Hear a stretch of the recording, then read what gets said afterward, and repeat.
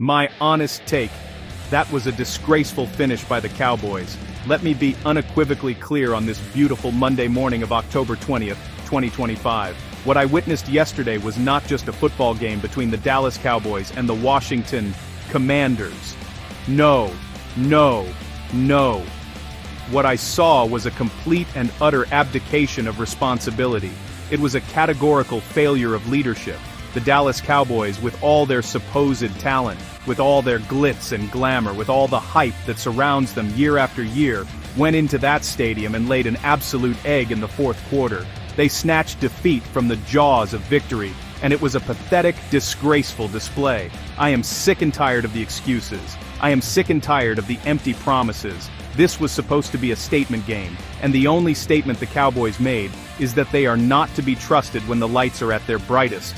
The stakes could not have been higher. We are talking about a divisional rivalry that goes back decades, steeped in animosity and genuine dislike. The Commanders came into this game as the underdogs, a team built on grit and a ferocious defense, trying to prove they belong in the conversation. The Cowboys, on the other hand, carried the weight of expectation, the so-called America's team needing to assert their dominance within the NFC East. This wasn't just another Sunday, this was a litmus test, a test of will, a test of character, a test of discipline. And let me tell you something, the Dallas Cowboys failed that test in spectacular fashion. The game started exactly how the Dallas Cowboys scripted in their dreams. First quarter, just over 9 minutes on the clock. It was a thing of beauty, I will admit that. Dak Prescott dropped back, he had a clean pocket for what felt like an eternity, and he uncorked a missile. A deep, perfectly spiraling pass that sailed over the outstretched arms of a Commander's defensive back and fell right into the waiting hands of CeeDee Lamb. Lamb, who had gotten a step on his man with a beautiful stutter-go route, caught it in stride around the 25-yard line and waltzed into the end zone for a 62-yard touchdown. The crowd at AT&T Stadium erupted. It was loud. It was electric. You could feel the confidence oozing from the Dallas sideline.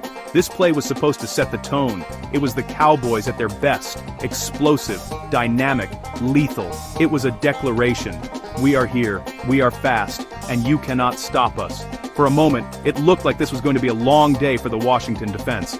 The play was a showcase. Protection up front, the quarterback's arm talent, and the elite game-breaking ability of a receiver like CeeDee Lamb.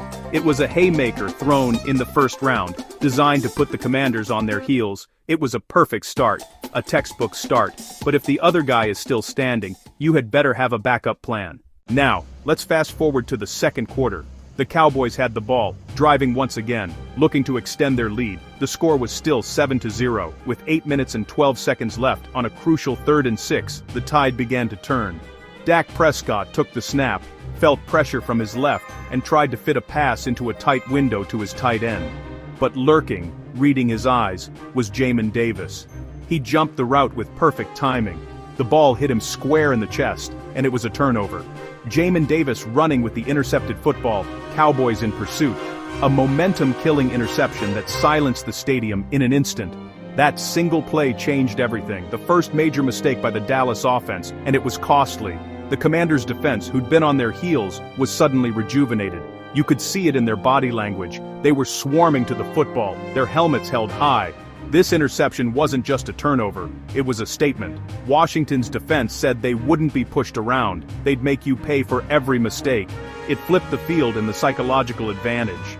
The offense took over with fantastic field position and capitalized.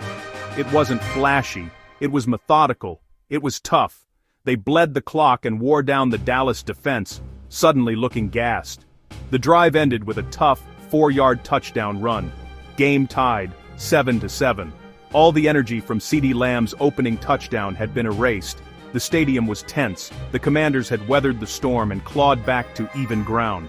This sequence is where you win or lose NFL games. It's about how you respond to adversity. The Commanders responded like a championship-caliber team. They took a punch, shook it off, and landed one of their own. The Cowboys, on the other hand, let that mistake fester. That interception planted a seed of doubt in Dak Prescott's mind. You could see it, more hesitant, holding the ball a fraction longer, checking it down instead of testing deep.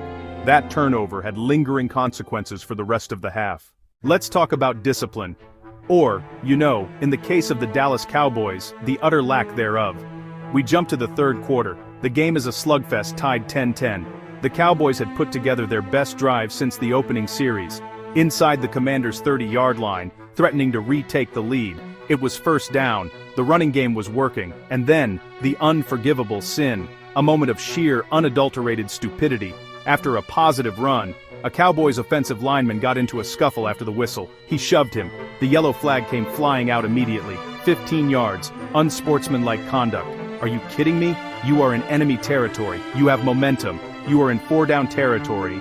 Entire playbook open. You commit a selfish, boneheaded, post-whistle penalty to kill your own drive. It pushed them from a manageable 1st and 10 at the 28, all the way back to 1st and 25 at the 43. The drive was dead on arrival.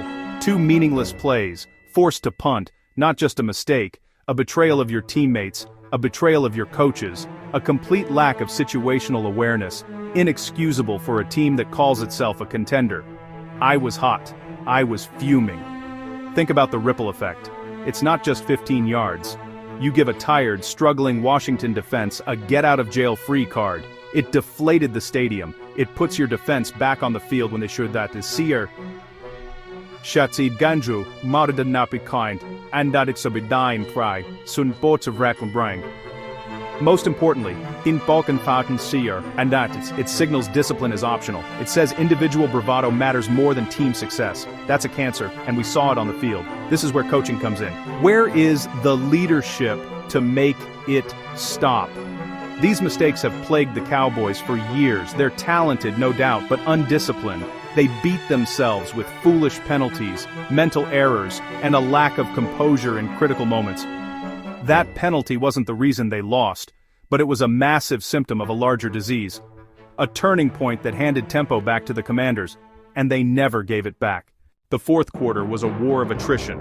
With the game tied at 13-13 and just under 7 minutes remaining, the Cowboys faced their moment of truth. They had the ball at the Commanders' 34-yard line. It was 4th down and 4. Too long for a reliable field goal attempt, too short to just punt and give up. This was the game. The head coach made the gutsy call to go for it. This is the play you pay Dak Prescott over $40 million a year to make. The ball was snapped. The Commanders' defensive line came alive. They pinned their ears back. Montez Sweat, coming off the edge, beat the right tackle with a brilliant swim move. He was in Dak's face in less than 3 seconds.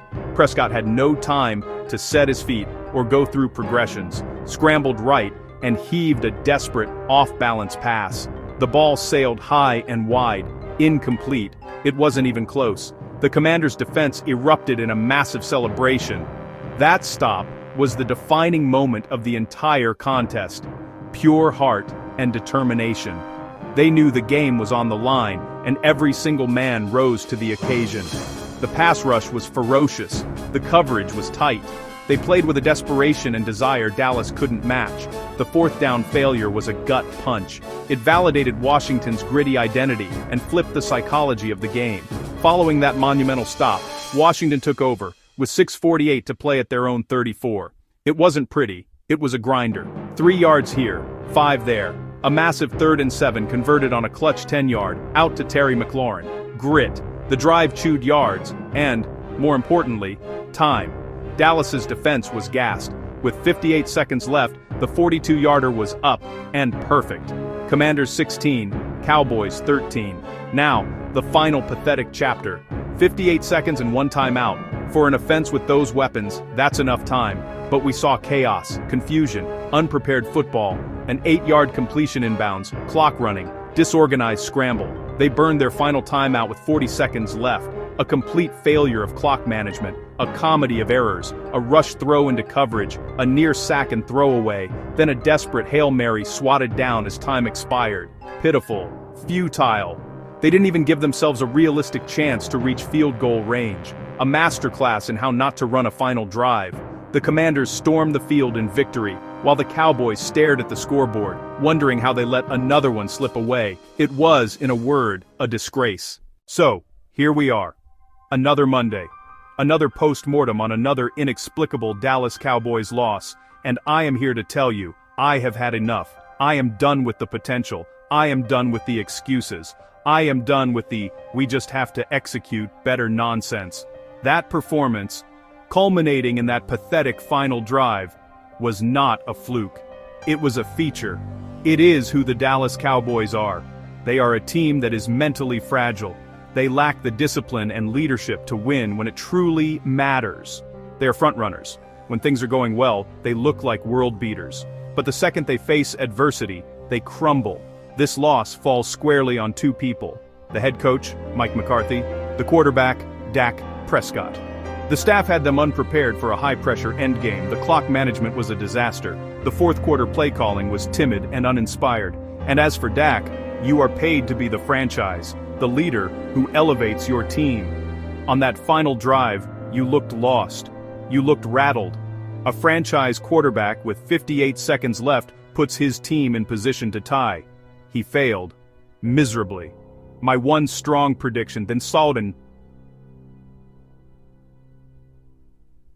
The Cowboys square de loss will be the beginning of the end for this current iteration of the Dallas Cowboys. You cannot recover from a loss like this. It shatters a locker room's confidence. It exposes the cracks in the foundation.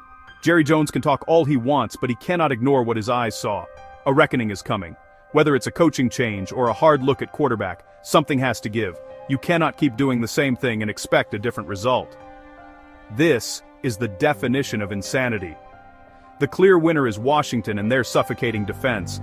The player to watch, Montez Sweat. He was a monster. He lived in the Dallas backfield and made the game-altering pressure on fourth down. He is the MVP, bar none, so I will say it again because it bears repeating.